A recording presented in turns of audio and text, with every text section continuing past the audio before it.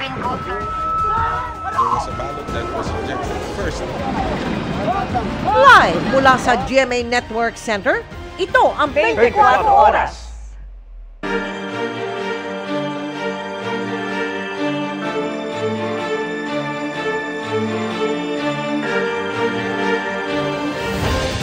Magandang gabi po, Luzon, Visayas at Mindanao.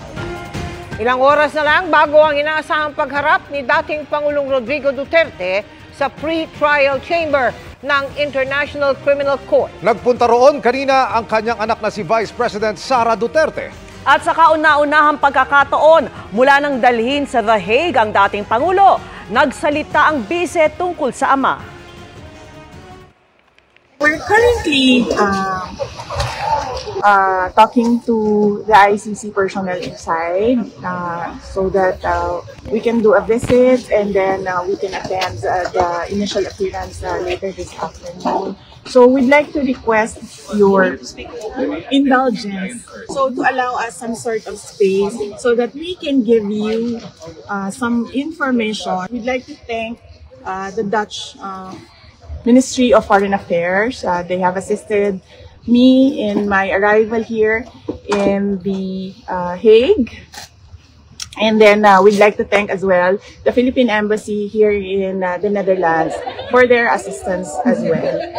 And we'd like to thank the support of our kababayan here in the European Union and around the world for former President Rodrigo Duterte. Yesterday, there was a conference with lawyers, and we are here right now trying to access the former president. Kasama rin doon ng vice, sina Senador Robin Padilla at si Attorney Harry Roque. Sabi ni Roque, sa ngayon, si Attorney Mejaldea pa lamang ang kinikilalang abogado ni Duterte. Pero kung pagbibigyan daw ng korte, 3 ang magiging abogado.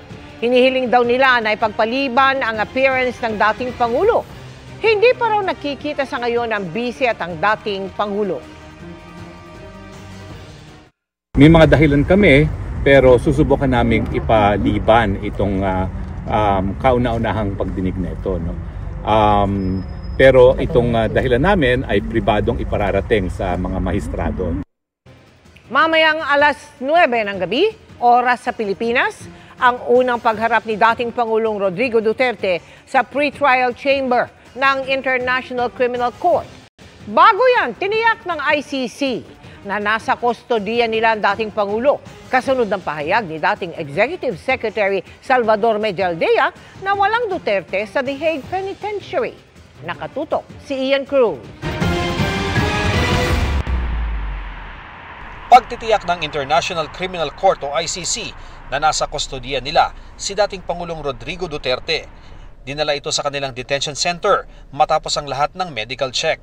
Bago niyan, sinabi ni dating Executive Secretary Salvador Mejaldea na walang Rodrigo Duterte sa The Hague Penitentiary Institution ayon umano sa reception staff nito. Where are the laws where he is right now? Matatanda ang naunang sinabi ni Mejaldea na hiniling nila sa ICC na madala sa ospital ang dating Pangulo dahil sa kanyang kondisyong pangkalusugan. Sabi ng tagapagsalita ng ICC, standard practice ang mahakbang para protektahan ang kalusugan at kapakanan ng dumarating na suspect sa kustodiya nito. Sa isang sulat sa ICC, sinabi ni Duterte na itinalaga niya si Mejaldea bilang isa sa kanyang abogado sa pagdinig ng ICC. Siya rin ang itinalaga ng dating Pangulo na umalalay sa kanya sa unang pagharap niya sa pre-trial chamber. Hiningi rin ni Duterte ang tulong ng Office of Public Counsel for the Defense ayon sa bumisita sa kanyang mga kinatawan ng registry. Well, yan nga po yung kagandahan ng ICC kasi talagang intrinsic part po yung due process. Yung right to fair trial at right to an accused. Sa tulong din ng ICC ay tinawagan ni Duterte ang Embahada ng Pilipinas para magpatulong na mabisita siya ng abogado at kaanak. Ipinarating na ito ng Embahada sa ICC. Ang ICC itinakda ngayong alas 9 ng gabi oras sa Pilipinas ang unang pagharap ni Duterte sa pre-trial chamber. The ICC ensures that the rights sa videong ito mula sa ICC, ipinaliwanag ang magiging proseso. Sa first appearance, kukumpirmahin ng korte ang kanyang pagkakakilanlan. Dito, suspect pa lamang ang turing kay Duterte. Ipapaalam sa kanya ang krimeng inaakusa sa kanya, pati ang kanyang mga karapatan. Siyempre, naasahan na nandun siya, nandun yung abogado niya. Oo. At I think prosecution din. Pagkatapos ng kanyang unang pagharap, sabi sa video explainer ng ICC, posibleng buwan munang abutin bago siya humarap sa susunod na hakbang ng proseso. The confirmation of charges hearing normally takes place a few months after the first appearance of the suspect. Dito raw pakikinggan ang argumento ng prosekusyon at dito rin unang maririnig ang tugon ng depensa sa mga aligasyon, gayon din ang panig ng mga biktima. This phase serves as a filter to decide which cases deserve to go to the trial phase. Kapag may kinumpirma ang pre-trial chamber na kahit isa sa mga akusasyon, iaakyat na ito sa trial at ililipat sa ibang chamber na may 3 ibang hukom. At sa puntong ito, the defendant is no longer considered a suspect, but the accused. On the first day of trial, the accused can make a statement of guilt or innocence. Nauna nang sinabi ni Assistant to the Counsel for the ICC na si Attorney Cristina Conti na ang mga paglilitis sa ICC posibleng abutin ng 8 hanggang 10 taon. Para sa GMA Integrated News, Ian Cruz, nakatutok 24 oras. Hindi nasasampahan ng reklamong assault ng CIDG ang common law wife ni dating Pangulong Rodrigo Duterte na si Hanilet Avancenia. Kaugnay ito sa pagpukpok ni Avancenia ng cellphone sa isang babaeng miyembro ng PNP Special Action Force. Nangyari po yan bago isakay ng eroplano si Duterte papuntang the Netherlands. Maayos naman ang lagay ng pinukpok na pulis ng kanilang makausap ayon kay CIDG Chief Nicolas Torre III. Gagawaran ang pinukpok ng medalya ng sugatang magiting na may kasamang 3 araw na leave sa trabaho. Sa reklamong obstruction of justice naman sa Executive Secretary ni Duterte na si Salvador Medialdea, pag-iisipan ng CIDG kung itutuloy pa ito. Hindi nakakason si Hanilet po, hindi na. Not worth it. Okay na ho yun? Yung obstruction of justice mo, nabanggit kanina kay Secretary Medialdea. Wala na rin. Natin pagbalik niya, pero sa tingin ko sa ngayon, I'm not really bent on filing that case. Itinanggi ng Davao Regional Police ang impormasyong nakarating umano kay Davao City Mayor Baste Duterte na may planong salakay ng mga otoridad ang bahay ni dating Pangulong Rodrigo Duterte sa lungsod.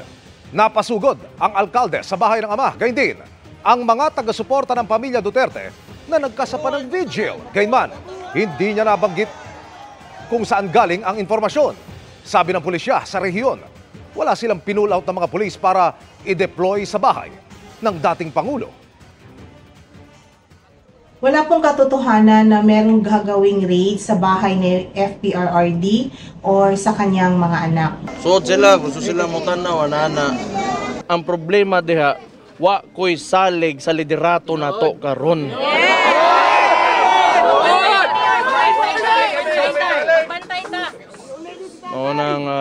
Importante gyud karon nakahibaw ta sa itong mga katungod. Sinunog na ang mga nakumpiskang expired imported meat product sa May Kawayan, Bulacan na nabisto noong ginagawa pang siomai at hotdog. Ang National Bureau of Investigation may bago pang nabisto. Nakatutok si John Consulta. Hinakot ng 5 truck ng NBI Central Luzon Regional Office ang milyong-milyong pisong halaga ng expired na imported meat products mula sa sinalakay kamakailang warehouse sa May Kawayan. Diretso ang mga karne sa incinerator sa disposal center na ito sa San Ildefonso, Bulacan. Matapos payagan ng korte ang hiling ng NBI na masira agad ang mga imported na botsang karne para makaiwas sa sakit. Nadiskubre ng NBI na bukod sa hotdog at siomai, pati mamahaling karne, pinilalabas daw na okay pang kainin kahit hindi na. Nung previous interview mo sa amin, di ba? Mga ordinary meat products lang, kumbaga yung pangmasang meat products. Subsequently, nakita namin, as we went deeper, meron din silang mga pangmamahaling produkto tulad ng Angus beef, tenderloin, iba't ibang klase ng steak na nandun, na expired na rin. Tuloy-tuloy raw ang backtracking at follow-up operation ng NBI Celro para matukoy kung saan binabagsak ang mga imported na botsa. Public health ito eh. Kailangan mapangalagaan ng mamamayan natin.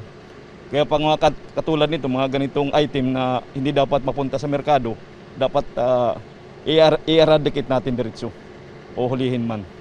Para sa GMA Integrated News, John Consulta, nakatutok 24 oras. Balikan natin ang pinakahuling sitwasyon sa The Hague sa Netherlands, kaugnay ng hinihintay na unang pagharap ni dating Pangulong Rodrigo Duterte sa pre-trial chamber ng ICC. Makakausap po natin ngayon si GMA Integrated News stringer Andy Peñafuerte III. Andy, anong inaasahan nating mangyayari ngayong umaga dyan sa The Hague? Ilang oras na lang bago yung kauna-unahang pagharap ni dating Pangulong Rodrigo Duterte sa ICC Pre-Trial Chamber 1. Andy? Mel, magandang gabi dyan sa Pilipinas at magandang umaga dito sa The Hague. Sa loob nga ng 2.5 oras magko-convene ang pre-trial chamber at sa ngayon po kasalukuyang sinusubukang makita ni na Vice President Sara Duterte, dating Presidential Spokesperson Harry Roque, Senator Robin Hood Padilla at dating Executive Secretary Salvador Medialdea ang dating Pangulong Rodrigo Duterte sa Hague Penitentiary Institution. 1.4 kilometers ang layo niyan mula kung saan tayo nakatayo ngayon dito sa ICC. At hindi pa natin alam kung makikita nga talaga nila si dating Pangulong Duterte. Sa ngayon, mangilan-ngilan ang mga grupo ng mga Pilipino dito, mga taga-suporta, at sila ay kanina pa nag-aabang dito sa labas ng ICC. Wala pa tayong nakikita mga rallyista, yung mga hindi sumasang-ayon kay dating Pangulong Rodrigo Duterte, pero sa ating huling impormasyon, 12:30 p.m. dito, inaasahang darating ang mga rallyista. Sa ngayon, bukas sa mga mamamahayag ang session, pero dahil limitadong espasyo sa ating pagkakalam, 104 seats lang ang pwede. So yung mga meron lang accreditation ang pwedeng makapasok doon sa gallery. Kanina sinabi rin ni Vice President Sara Duterte na sinusubukan din niyang kumuha ng access doon sa gallery. Kamusta yung seguridad dyan, Andy? Ano ang pagdaraanan ng mga taong nais makapasok sa loob ng pre-trial chamber? Andy? Mel, kung makikita niyo sa likod ko, doon sa bandang iyon, ayun yung security screening area. Kanina nung nandun tayo sa tapat ng security screening area, pinagbabawalan tayong kumuha ng video kahit ng live stream. So, ganun din ang sinabi doon sa mga kababayan natin narito. Sa ngayon, hindi pa natin alam kung sino-sino pa yung mga hinayaang pumasok. Pero ang ating huling impormasyon dito, nakakuha tayo ng access bilang mga mamamahayag. At inaasahan din natin na dadalo at papasok dito sina spokesperson Roque at Senator Padilla. So sinusubukan din daw ni Sara Duterte na kumuha pa ng access. Nakausap niyo kanina si Vice President Sara Duterte. Kamusta siya? At ano-ano raw ba ang plano niya sa mga susunod na araw habang nandiyan siya? May impormasyon ba si VP Sara kung kailan niya makikita ang kanyang ama, Andy? Sa ngayon, ang sinabi ni dating spokesperson Harry Roque, kinakailangan daw munang makita ni VP Sara ang kanyang ama. So ngayon, hindi natin alam kung nakapasok na nga ba sila doon sa Hague Penitentiary Center. Pero doon sa kanyang disposisyon or doon sa kanyang demeanor, nakangiti ang Vice President. At malugod nang tinanggap yung mga tanong ng mga kababayan natin dito. Actually, meron tayong ibang mga kababayan na nanggaling pa ng Paris, iba nanggaling pa ng Germany. At yung iba may bit-bit pang, meron tayong nakitang isang nagbigay ng rosaryo kay Sara Duterte. Meron ding nagbigay ng cap. So nakangiti rin siya. At kanina tinanong din niya yung mga kababayan natin kung paano raw sila nakapunta dito dahil ngayon, dumarami na rin yung mga taga-suporta ni dating Pangulong Duterte. Ang sabi ng mga kababayan natin dito, yung iba sa kanila halos 8 oras daw na bumiyahe mula Paris, papunta dito. At ang sabi ni VP Sara, hindi raw ba sila mawawalan ng trabaho? So yung mga kababayan natin, sinabi nila ay para raw ito kay dating Pangulong Duterte. So pinapaalalahanan to ni VP Sara Duterte yung mga kababayan natin na isipin muna nila ang kanilang sarili bago ito dito. Pero yung ibang mga taga-suporta talagang gusto nilang makita si VP Sara. Balik sa'yo, Mel. Antabayan na namin ang mga karagdagang ulat mula sa iyo. Maraming salamat, GMA Integrated News Stringer Andy Peña Fuerte III. Inaasahang may kondisyon ang pansamantalang paglaya o interim release na hihilingin ng kampo ni Pangulong Rodrigo Duterte sa ICC. Ang tanong, pwede bang ikatwiran diyan ang kanyang edad? Nakatutok si Ian Cruz. Kasama sa mga karapatan ng suspect na pinapaharap sa International Criminal Court ang paghiling ng interim release o pansamantalang paglaya.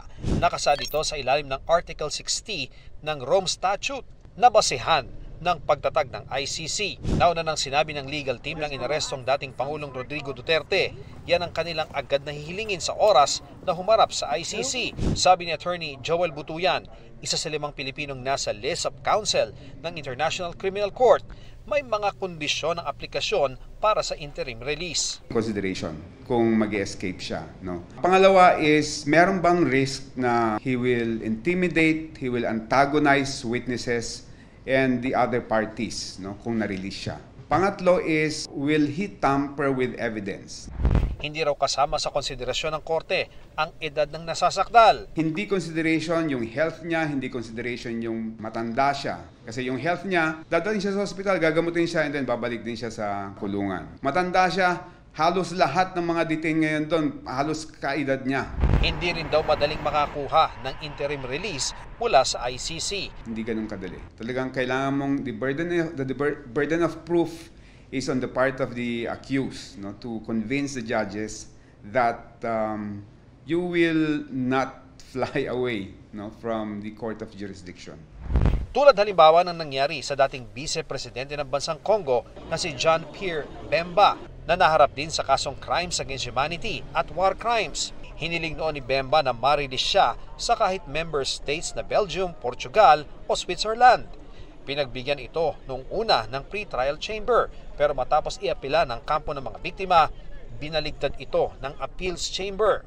At sakaling maipagkalooban ng interim release, halimbawa, ang dating Pangulo, malabo rin daw na makauwi siya basta-basta sa bansa. Very remote yon kasi yung pag-issue na lang ng warrant of arrest sa kanya. Inissuean siya ng warrant of arrest dahil ang premise nun and ang assessment ng ICC is that he is not going to voluntarily go to the ICC and participate in the case. So meron ng ganong agam-agam yung ICC na talagang hindi siya cooperative personality. Para sa GMA Integrated News, Ian Cruz, nakatutok, 24 oras. Iginiit ng palasyo na walang pinagtaksilan si Pangulong Bongbong Marcos kaugnay ng pag-aresto kay dating Pangulong Rodrigo Duterte. Sabi kasi ni Senador Bato de la Rosa, pakiramdam niya ay nagtaksil ang Pangulo at dapat ay panindigan nito ang kanyang mga salita kaugnay ng investigasyon ng ICC. Sabi naman ni Vice President Sara Duterte sa isang ambush interview, na may sulat umano ang Pangulo sa kanya na sinisigurong hindi makikipagtulungan ng gobyerno sa ICC. Nauna nang sinabi ng Pangulo na hindi ito nakipagtulungan sa ICC at tumupad lang sa obligasyon sa International Police o Interpol na nagpatupad ng arrest warrant. Sabi ngayon ni Palace Press Officer Claire Castro, hindi maaring diktahan ni De La Rosa ang hakbang ng administrasyon lalo sa commitment nito sa Interpol. Kaugnay naman ang sinabi ni Vice President Duterte na liham, sinabi ni Castro na hindi nila ito napag-usapan ni Pangulong Marcos. Kinumpirma naman ng Malacanang na Office of the President ang gumastos sa private jet na naghatid kay dating Pangulong Duterte sa The Hague, Netherlands dahil bahagi ito ng assistance na ibinigay ng gobyerno sa Interpol. 2018 pa lang ay nagka-crack na ang bumigay na Kabagan Santa Maria Bridge sa Isabela. Lumalapas po yan sa investigasyon ng Senate Blue Ribbon Committee. At nakatutok si Joseph Moro.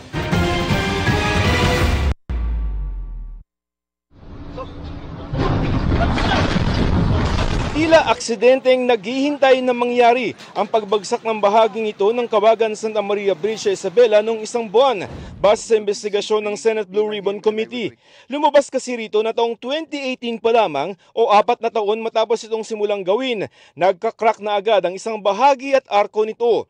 Ayon sa DPWH, nagturuan noon ang engineer ng tulay na si Engineer Alberto Cañete at contractor na RD Interior Junior Construction.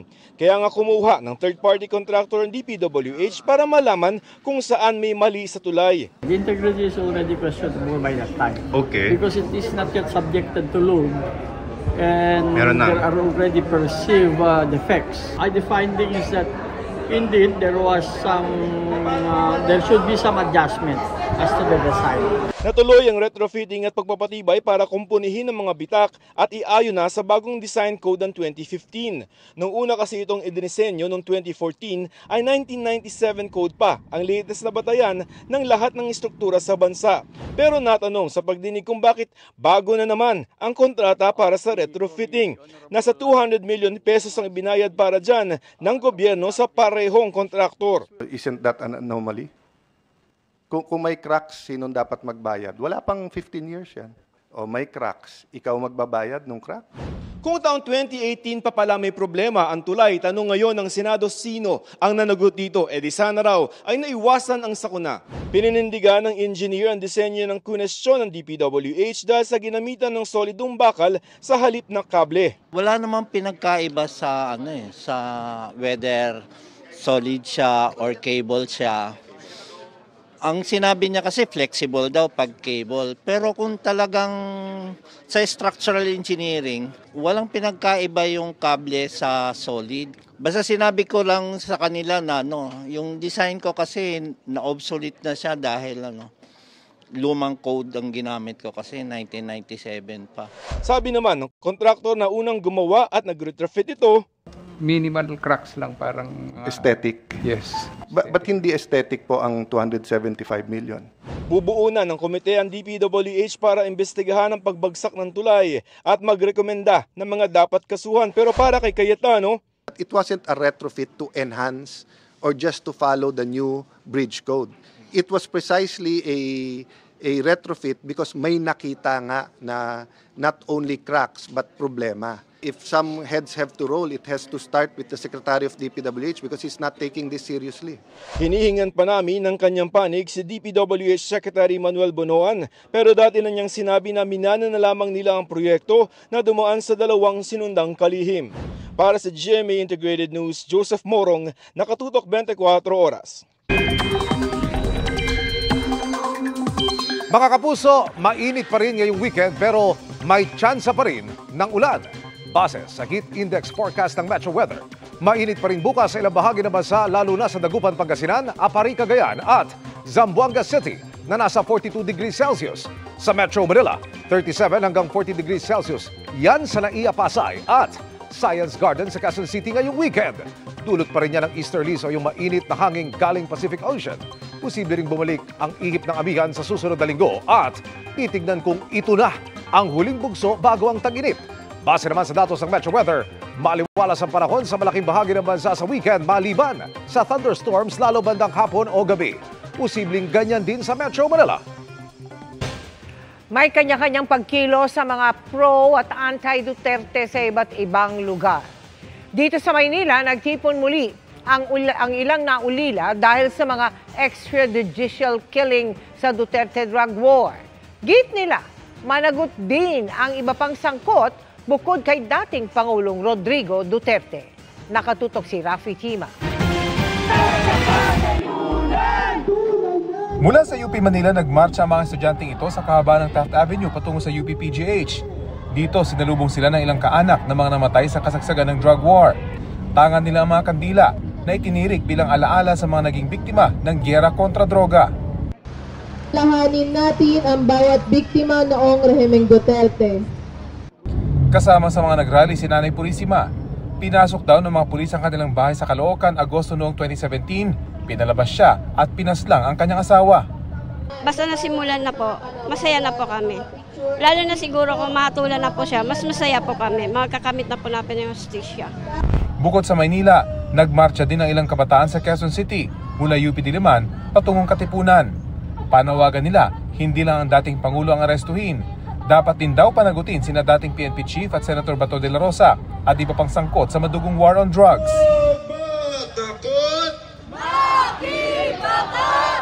Ang mga ganitong pagkilos, asahan daw na magtutuloy-tuloy hanggang sa magsimula ng mismong paglilitis at paghatol sa dating Pangulo.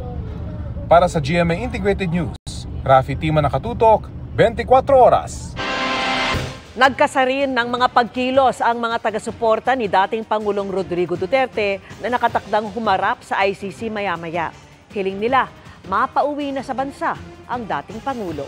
Nakatutok si John D. Esteban ng GMA Regional TV. Napuno ang mga kalsada ng Hulos-Sulu ng mga taga-suporta ni dating Pangulong Rodrigo Duterte na nagsagawa ng peace rally. Hiling ng mga nasa Bungaw, Tawi-Tawi, mapauwi na raw ang dating Pangulo na nakatakdang humarap sa International Criminal Court ngayong gabi, oras sa Pilipinas. Ito rin ang panawagan ng mga taga Davao City na gabi-gabing nagsasagawa ng prayer rally sa Rizal Park mula nang arestuhin si dating Pangulong Duterte. Sa Isabela City, Basilan, dumagsa rin ang mga supporter na lumahok sa peace rally sa Plaza Rizal. Sa Molave, Zamboanga del Sur, sabay-sabay nagpailaw ng flashlight ang supporters at nag-alay ng kanta para sa dating Pangulo. Sa Iligan City, nagmarcha rin sa kalsada ang mga taga-suporta ng dating Pangulo sa isang rally. Sinunog pa nila ang ilang larawan ni Pangulong Bongbong Marcos. Mula sa GMA Regional TV at GMA Integrated News, John D. Esteban, nakatutok, 24 oras.